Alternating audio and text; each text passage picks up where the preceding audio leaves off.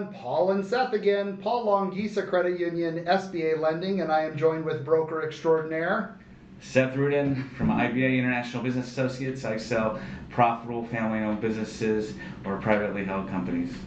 Alrighty, and in this video we're going to talk about seller notes. When does a banker want to see them? And boy, they kind of pop their heads up all around. Sometimes yes, sometimes no. It's like an arm wrestling. Hopefully as infrequent as possible. Right, infrequent as possible, absolutely. Infrequent, just to be clear. This is a fun one. So, you know what? Here's my comments of when these actually come into play, okay? So, let's say, for example, you have cash flow. It's good for the last year and current year. Okay, that's like the minimum standard, I would say.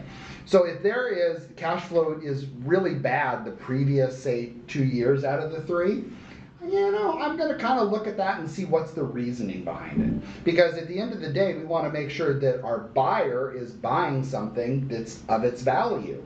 And if there was some issues prior, we need to understand that. So sometimes a seller note could be appropriate with that. This happens actually a lot, and that is, let's say, for example, you bought a business 2 years ago and now you're selling it again. It's really hard to sell a business God. within 2 years, 3 to 5 years to change the business model of a new owner. If it was a house, that would be easier, but 100%. a business, the new buyer is going to say, why are you selling it so fast? Well, exactly. There are a couple exceptions, a laundromat, a car wash, whatnot. Sure, absolutely. But a regular, normal business that's not absentee like that, you know, it better be, you know, related to health or something. Exactly. Health, okay, fine, exactly. That's going to make sense, and I'm probably, so even if it is health reasons, I'm probably not going to, you know, burden them with the debt. I mean, that's just kind of mean, right? I mean, right? I still want to be a nice guy. But again, there may be something there, but I do see that actually a lot in restaurants on there.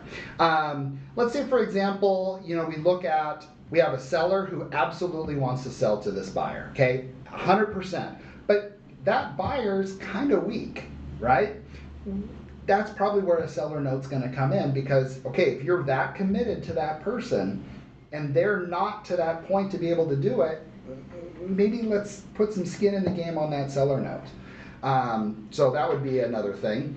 Industry's high risk, okay? Let's say if you have a really, you know, high risk industry, you know, we're going to want maybe some in there, especially what the cash flow does or did previously. That's something we're going to want to look at too. And this one's my favorite, and that one is, well, if the seller's willing, why would I say no? Right? Well, I think I'm going to answer this for him. Ready for this? He wants to say no because the bank can make more interest on the income than my client has it. True. Second, my seller or a seller has one loan that they're going to sell on their business. That's going to, in theory, should be their only portfolio of loans. Would be that unless they're in some other business of lending. So risk management, the bank has a portfolio of hopefully thousands of loans. Correct. Right? Correct. And their risk mitigation is much easier than the seller. So the seller wants to reduce it as much as possible. It is a nice, the reasons to do seller financing I like are deferring capital gains tax. You know, we're not That's CPAs. a big one. You can get interest on the income over a period of time. Yep. And it does create an annuity. If you're not good at saving your money, then at least the money's coming in, you know, over a short period of time. That's true. Those are good points. Yeah, you know, you make a, I know you've told me this in the past too, is, you know, buyers should be putting in more money than the seller note, right? Yeah, like, the seller shouldn't take on more risk than the buyer, right? The buyer's buying it. It shouldn't be unfair to either party, right? But the whole reason they entered the transaction was to exit the business, right? Exactly. And to sell it, so it should be balanced. Exactly. So if you put in 10% down, then that seller note probably shouldn't be more than 10%. Exactly. Unless there's some crazy reason for that. And that would be one of the ones you listed, like they didn't have the credit to get it done, and they were the right buyer, that they gelled together in the meeting and they had the right business plan. and they felt confident they were going to execute to it. It's exactly. We talk about, earnouts and escrow holdbacks. SBA has a rule of 5 days in escrow. So typically, what does a broker do? Well, sometimes there are ways, right, to kind of work around that for those long terms. If there's environmental reasons, indemnifications, all of that are some additional things that you can do. Or you can make the note forgivable, which again, I know is your favorite, Seth. It is not. But it's a rule that's out there where you can have a note where if they don't hit certain marks or whatever the case is, then they can forgive part of that. But again, that's not an ideal situation, and I don't actually see it very often in transactions, but it's a way to do that. So, the bottom line is SBA looks at how does whatever you're doing affect the buyer. SBA does not care about the seller, because the seller's going to get their money and run, right? Ken, you care about your seller. Of course you do. I have to. You have to. I want to.